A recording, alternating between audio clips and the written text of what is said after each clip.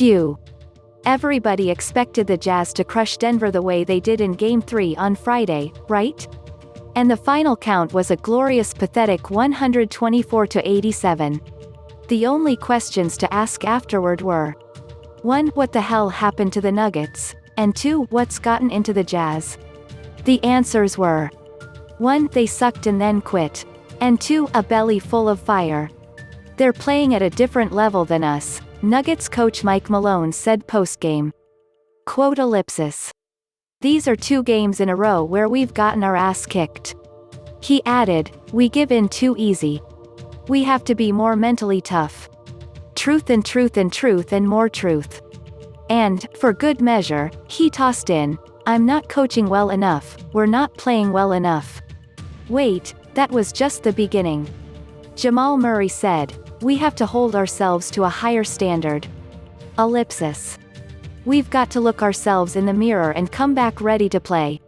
And there was this from Nikola Jokic, we didn't know what they were doing. Maybe it was the Nuggets who didn't know what the Nuggets were doing. As Denver looked dead, for the second time in as many games, the Jazz now with a 2-1 lead in the series, Quin Snyder wanted everyone to believe the latest iteration of this playoff continuum was like watching The Empire Strikes Back, or The Two Towers, or The Temple of Doom. It was, by his evaluation, the middle installment of a movie trilogy, an episode in which nothing was completely at stake or fully determined, revealing only bursts of action and the lean now of momentum, whatever that's worth, into what's still bound to be a tough, extended series. He said, this is the playoffs. We have to maintain our focus and intensity. Ellipsis. We're playing against a very good team. Ellipsis.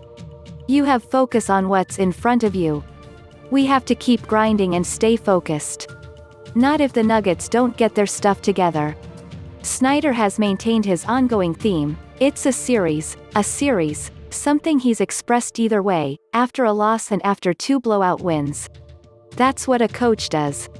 But the Jazz found the convincing means by which to keep the former singular and the latter plural, getting a second huge victory in 3 days. Maybe the meaning of it all really is inconclusive. But, man, if the Nuggets aren't done, they looked like it. It's worth remembering that Denver came back from a 2-1 deficit last postseason to win a series against San Antonio, but they weren't losing like this and the Spurs weren't playing like the Jazz are now. It's fair to say that Utah's last 8 quarters are the best basketball a Snyder-coached Jazz team has ever played, including stretches after which any charitable person would have invoked a blessed mercy rule.